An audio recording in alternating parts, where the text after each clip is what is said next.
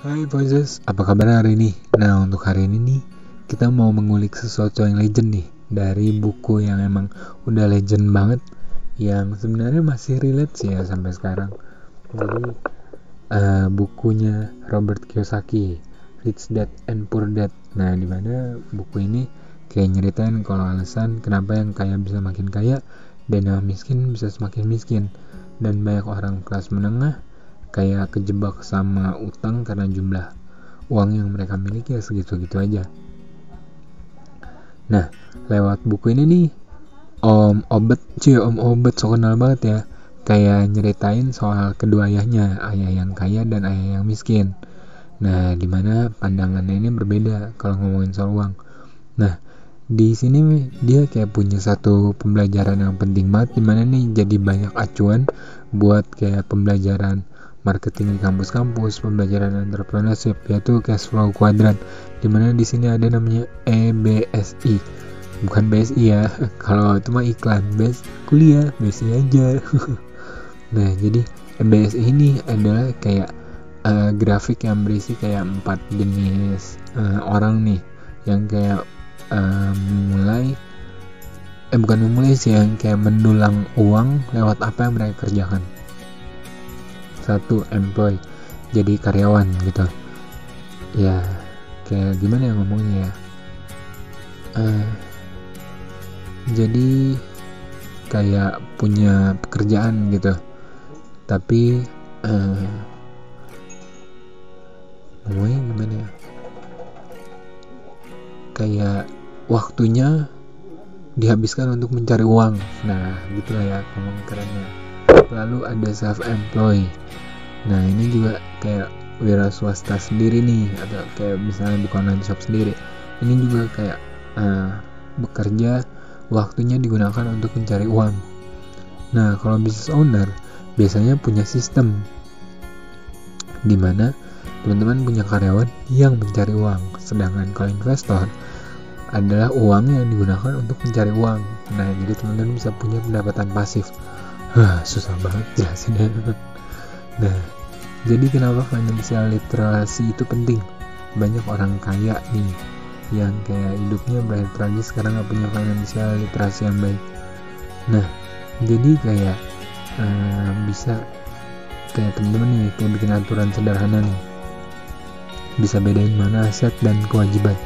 Jadi terus membeli banyak aset ini sesuatu yang bisa kayak dibuat jadi uang dengan mudah gitu, bisa bawa uang masuk ke saku kita juga, yang kayak properti gitu yang dijual harganya makin mahal, tanah yang dijual makin mahal, dan juga kayak perusahaan berkembang gitu yang nilainya semakin lama semakin mahal gitu.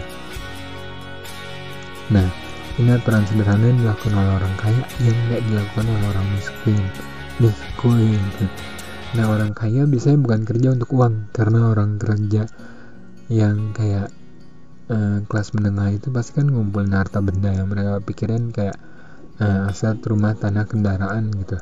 Sedangkan orang kaya itu kerja untuk ngumpulin aset yang kayak sesuatu emang nilainya jauh lebih gitu, yang kayak propertinya emang kayak misalnya kayak propertinya, kalau tadi rumah, kalau ini misalnya rumah yang lebih besar untuk dijadikan kos-kosan, tanah yang lebih besar untuk kayak disewakan gitu menjadi lahan pembangunan kayak gedung ataupun kos-kosan, ataupun mungkin untuk orang berjualan gitu.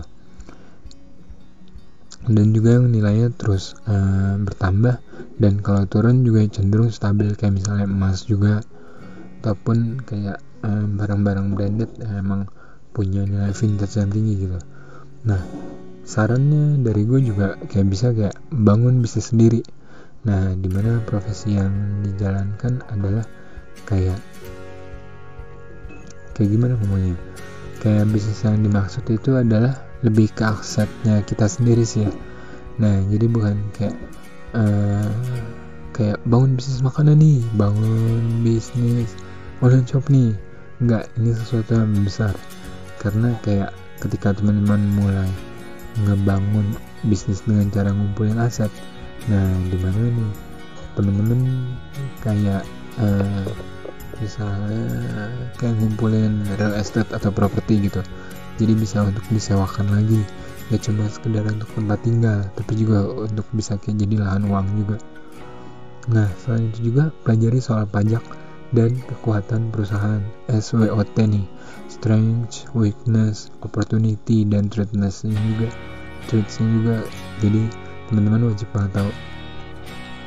Biasanya kayak orang-orang yang makin miskin itu dibandingin sama orang yang makin kaya adalah perbedaan soal pengenaan pajak, dimana kalau bekerja di perusahaan saat gaji dibayar, komponen pertama yang dipotong adalah pajak, sedangkan bagi orang kaya pemilik perusahaan, pajak baru dipotong setelah dikurangi pengeluaran perusahaan. Nah, jadi kenapa orang kaya membayar pajak lebih kecil dibandingin orang kelas menengah? Pasti teman-teman kayak, wow, ternyata gitu tuh. Nah, selanjutnya adalah orang kaya menciptakan uang.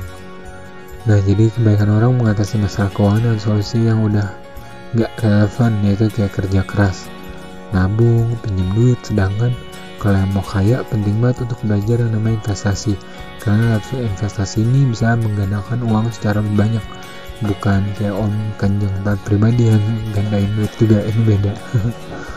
Ada banyak cara berinvestasi, bisa dari pasar saham atau menciptakan uang dari bisnis properti. Kalau kayak Om Obat biasanya emang kayak dia lebih kayak bisnis real estate gitu, jadi beli rumah dari harga murah, menjual lagi pas harga lagi naik. Misalnya kayak corona nih, banyak yang kayak harga properti cukup anjlok juga. Teman-teman bisa kayak mulai menabung ataupun mengajukan pembelian lewat bank. Nah nanti bisa juga dicicil perlahan ketika harga mulai naik lagi. Teman-teman bisa menjual dengan harga yang lebih mahal. Nah jadi buku ini gak cuma nyadarin kita betapa wajibnya nih sadar akan pengelolaan keuangan dan ngebangun aset sejak dari muda gitu, ataupun sejak sesegera mungkin untuk bisa mencapai kebebasan finansial. Karena cara yang paling tepat dari jebakan kelas menengah adalah pindah ke kuadran investor atau biarin uang yang bekerja buat kita. Nah, jadi nih buat teman-teman yang lahir dari ibaratnya kayak dari kasta manapun nih misalnya, ataupun terlahir dari keluarga yang ekonominya kecil juga, teman-teman bisa kok jadi orang sukses gitu. Teman-teman bisa kok menjadi seseorang yang kaya gitu dengan cara menjadi investor, pemilik modal, pemilik saham. Nah itu adalah salah satu cara tepat untuk teman-teman bisa menjadi orang kaya dengan cepat.